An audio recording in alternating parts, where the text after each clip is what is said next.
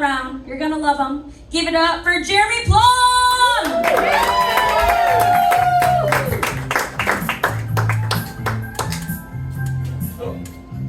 I like to tell people I'm into coin collecting, but I'm just poor.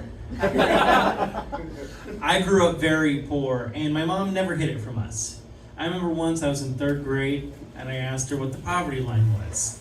Because you know how kids are super into Reaganomics? I'll never forget what she said. She said, "Hun, that's something so far above us, you'll never have to worry about it." Which sucked, but not the worst thing ever said to me over a bologna sandwich. I'll take it. No, but like, I have a decent job now, and I think we all have our definition of what being rich means, you know? Maybe it's a nice car in your garage or a pool in your backyard. You know, I always thought being rich meant you had an ice dispenser in your refrigerator.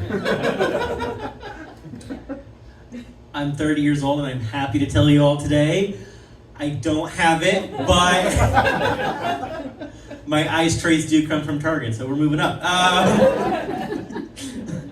No, but like, my mom's an amazing woman. She got all of her kids to college, and that's a lot of work, you know, because she had twins.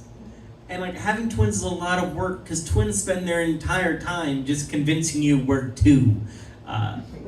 You know, my twin, you know, they dress up, I'm pretty casual. You know, they shave their beard, I grow mine out. This counts. That hurt.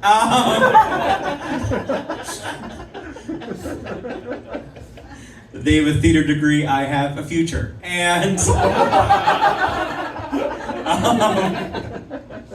no, that future is I'm an English degree with a minor in art and philosophy. Let me rephrase that, I'm currently unemployed. I worked customer service. I was good at my job. I was really good. I was so good that I was doing things I shouldn't be doing at work. That's what happened. You know, like, I don't know if you guys take online personality tests.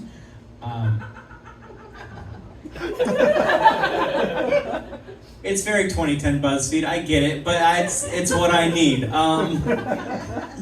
Problem is, I don't understand the results. You know, those results that like they tell you if you're an introvert or an extrovert or a Libra. I just keep getting told that I'm wasting company time. Whatever that means.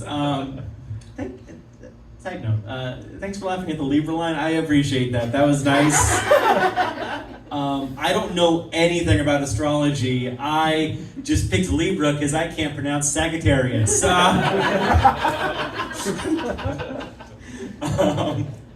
I was way too cocky at my job. That's probably why I got fired. You know, I told my boss that I'm getting a car, and he asked me new or used.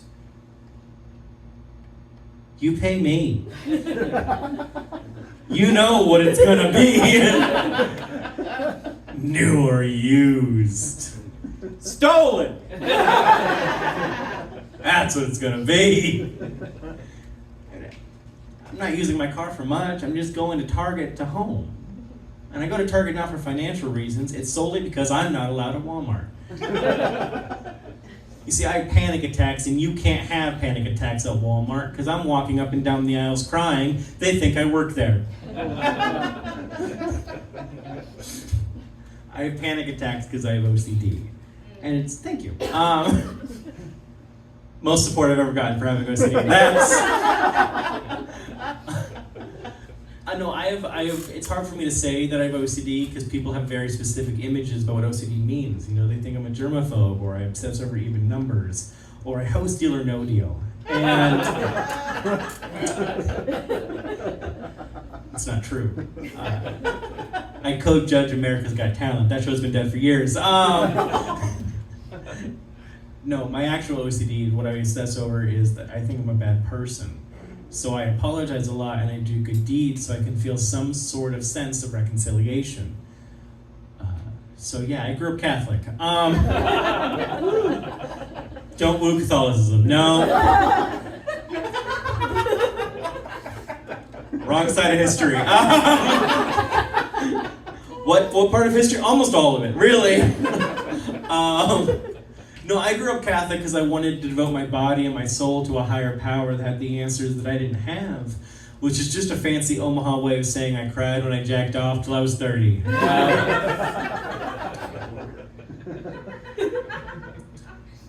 I'm 30 now. Now I just tear up. We call it holy water.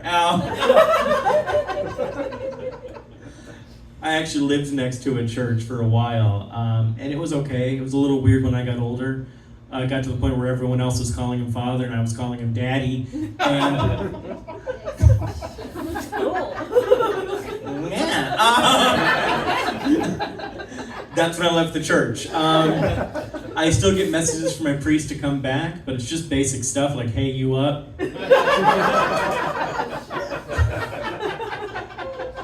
It get worse.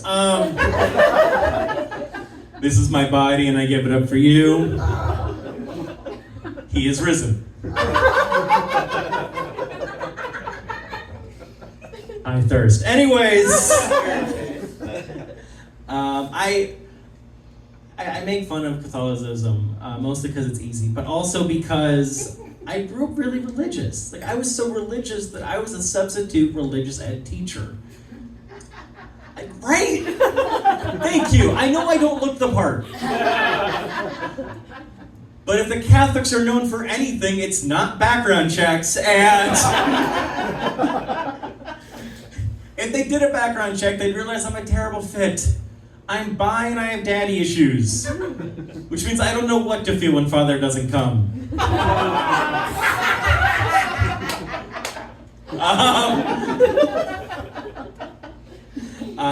So if you couldn't tell by all that, I also go to therapy. Because what's the point of childhood trauma if you can't relive it? And I had mentioned to my therapist that I grew up Catholic, and then she interrupted me and went, "Oh, that explains the guilt." That's not fair. You can't sum me up in a sentence and still charge me full price. I mean, I learned a lot of things, you know, like I learned I probably get a lot of my anxiety from my mom. My mom was a very anxious woman. You know, I remember once I scraped my knee and she ran up to me and went, Jeremy, you better wash that out or it's gonna get infected, you're gonna get sick, you're gonna go to the hospital, and then you'll never see mom or dad again. Yeah. I didn't wash my knee out, and a year later my dad left us, so she was half right. Feel a little bit pulled back on that. Let me explain something. My dad left when I was 8. But like I've been doing comedy for 10 years. And when you do something for that long, your relationship changes. You know, now my dad, he comes to my shows, he sits in the front row, not tonight, but a different night.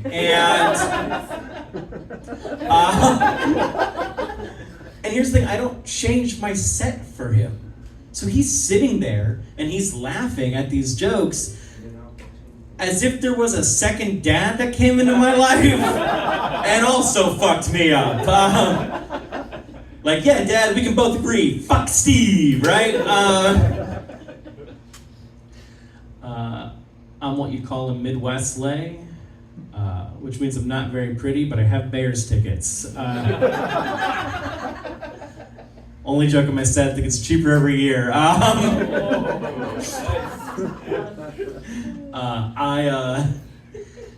never found love in a hopeless place, but I did have sex in Indiana, so that counts. I hope one day that joke goes well for me in Indiana, which means I'm banned from the state. No, I never found love in a hopeless place. I actually found love in the pandemic on Bumble. Yeah. And they're my fiance now. We just proposed. It's nice. Thanks. It's because I have I'm gonna be honest, it's because I had a great dating profile. You know, I describe myself as a dog of a man. I have a ton of energy, loud noises scare me, and if you put peanut butter on anything, I'll lick it. We get married next year. Anyways! No, my fiance is fantastic, you know, and I think it's because we have the same standard of living. You know, never once have I said, "Oh man, we're going to Chili's." It's always been, oh man, we're going to Chili's. Because that's shared interests. But like, you know, they were the first person I ever came out to, like 4 years ago. Thank you. So some of you might be doing the math. I'm 30. I came out 4 years ago. I'm 26. That's when I came out. You know, December, my 26th birthday. And some might be thinking that's kind of late for me to figure something out about myself. And I think the reason why is I grew up in the early 2000s. You know, where being gay was an insult. And if you dressed up nice or you smelled good, you were gay. But if I had to pinpoint the gayest thing about me now, I think it would be my attraction to men. Gotta be top 3. Guys, I only have a little bit of time, so before I leave, I just want to thank like this whole venue and you guys for being such an amazing audience on this Thursday. I love stand-up comedy so much. It's one of my favorite art forms, and I truly believe it's like one of the last art forms purely for the working man. It's like, it's real, you're here and you're in it, and I love it. And I think you can be honest and truthful. So before I go, I'm gonna stop being on or funny or take my medication. And can I just tell my truth with you guys for a second? Yeah? Okay. So Wendy's has 3 sandwiches called the Baconator, Son of the Baconator, and Baconator Jr. Which means at least twice that first sandwich fucked. And I'm not saying to be crass or dirty, I'm saying because I'm correct. When your name is the Baconator, you don't make love, you fuck. You pump it and dump it. Or as Wendy's founder Dave Thomas once called it, grease it and release it. That leads to the age-old question, who fucked that bacon burger? I don't know, and it's not my place to say. But it is called a loaded baked potato for a reason. Night, everyone!